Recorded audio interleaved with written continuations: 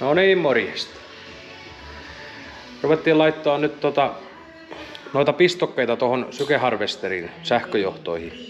Saatais vehjen nippuun, niin pääsis taas mettähommiin.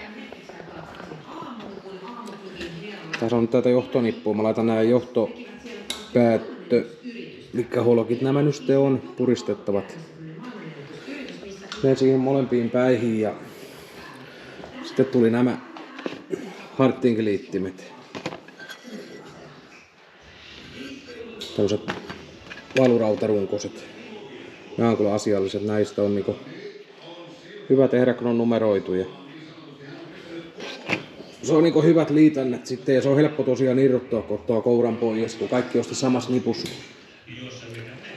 Ei mitään, me nakerellaan tätä, niin saadaan tämä homma sitten taas nippuun.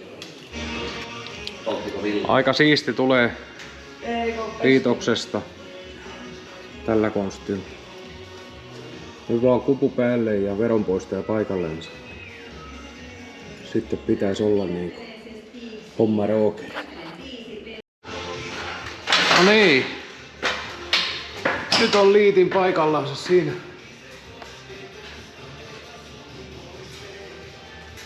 Nyt ei tarvitse enää repiä sitä kouran irrotuksessa irti.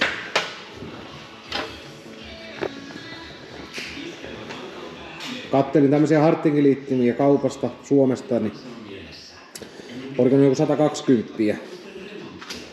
Nää tuli tuolta vähän pitemmältä, niin nää oli joku 33 €, kun nämä liittimät oli. Ja ainakin todella asialliset oli kiristellä, ettei ruupit korkannut eikä mitään. Ja muutenkin aika tukevaa tekoa. Että ei ollenkaan huonon tuntuiset ollut. Mutta ei mitään, me ruvetaan vaihtaa nyt kouraa paikalleensa. Ja tämä oli tämmönen lyhkänen pätkä, mutta jatketaan sitä kun päästään mettään ja tehdään sieltä lisää. Se on moro!